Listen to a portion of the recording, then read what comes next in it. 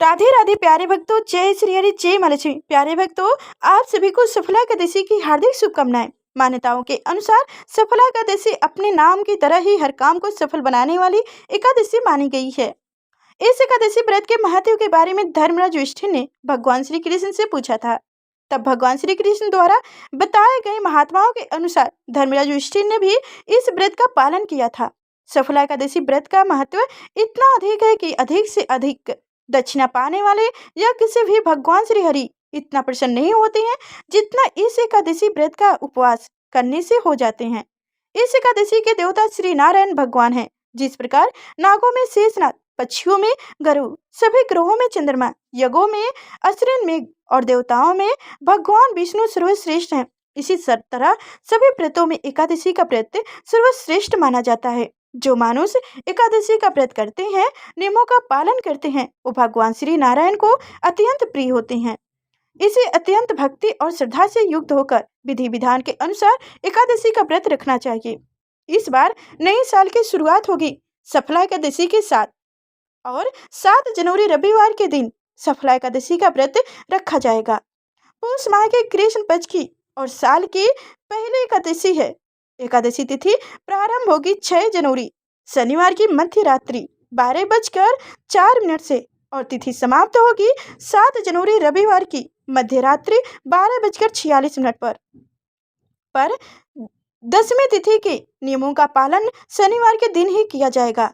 7 जनवरी रविवार को सूर्योदय सुबह 7:01 पर होगी और सूर्यास्त शाम 5:51 पर होगा। अभिजीत मुहूर्त का समय दोपहर 12:01 से 12:54 तक रहेगा। अमृत काल दोपहर 1:03 से दोपहर 2:46 तक रहेगा। अभिजीत और अमृत काल का समय पूजा पाठ, उपवास या मंत्र जप के लिए, दान आदि से देने के लिए बहुत ही उत्तम मुहूर्त माना जाता है। राहु काल का समय जो कि अशुभ मुहूर्त होता है, शाम 4:30 से 6 बजे तक रहेगा। वही द्वादशी तिथि प्रारंभ होगी 7 जनवरी रविवार की मध्य रात्रि 12:46 से। शाही हरिवंश का समय भी शुरू हो जाएगा और द्वादशी तिथि समाप्त होगी 8 जनवरी सोमवार की रात्रि 11:49 पर। वही 8 जनवरी सोमवार की सूर्योदय सुबह 7:01 पर और सूर्यास्त होगा शाम 5:01 पर।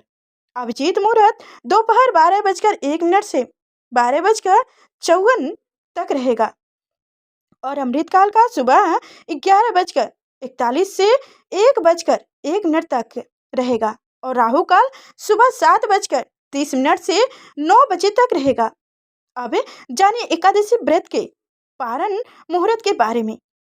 और हरिवंश रहस्य समय समाप्ति के बाद में तो 8 जनवरी सोमवार को सुबह 7 बजे से हरिवंश रस का समय समाप्त हो जाएगा। इसके बाद से आप उपवास खोल सकते हैं, यानी कि सुबह 7:01 से 10:45 के बीच में अपना उपवास खोल सकते हैं। मान्यताओं के अनुसार हरिवंश के समय व्रत नहीं खोलना चाहता है, हमेशा हरिवंश रस का समय बिताने के बाद और सूर्योदय होने के बाद व्रत खोलना चाहिए।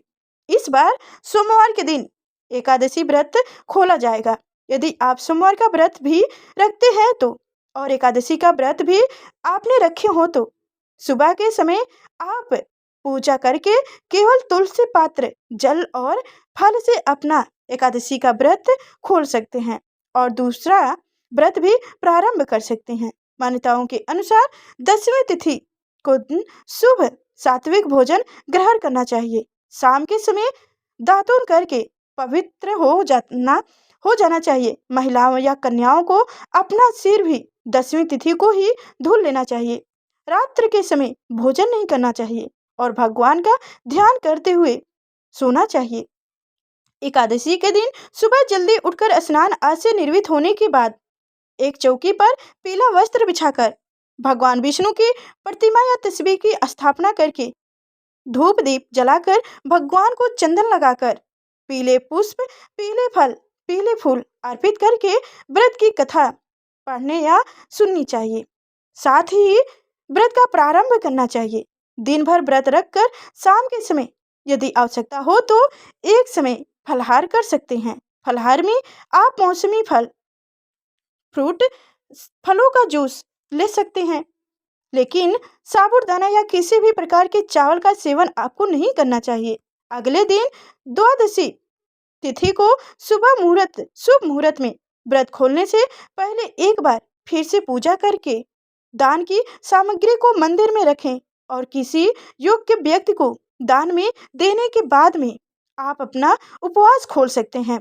भगवान को भोग में तुलसी पात्र जरूर अर्पित करना चाहिए और तुलसी पात्र को ग्रहण करके ही अपना उपवास खोलना चाहिए।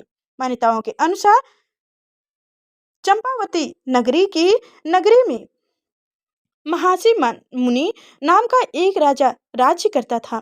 उनके 4 पुत्र थे, जिनमें सबसे बड़ा पुत्र राजपुत्र पापी था।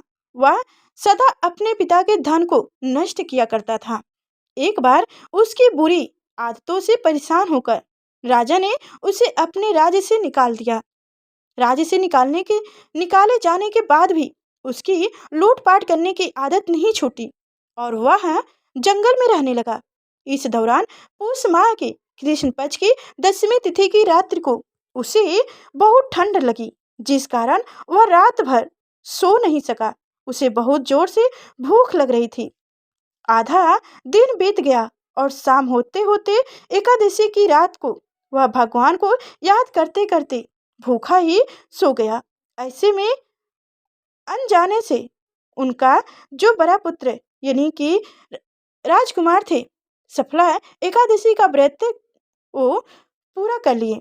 पूरा होने के बाद राजन को नियमित यानी कि नित्यति जो उनकी थी बुराई थी वो सुधर गई, उसके कर्म सुधर गए, उनका मन बदल गया। अब उनके पिता ने उसे वापस अपने देश में बुलाकर राजपाट सौंप दिया और खुद राज्य तपस्या यानी कि राजा अपने आप को तपस्या करने के लिए चले गए। सफला एकादशी व्रत की जानकारी अगर वीडियो पसंद आई हो तो प्लीज लाइक करके हमारे चैनल को सब्सक्राइब अवश्य करिएगा और शेयर भी जरूर करिएगा।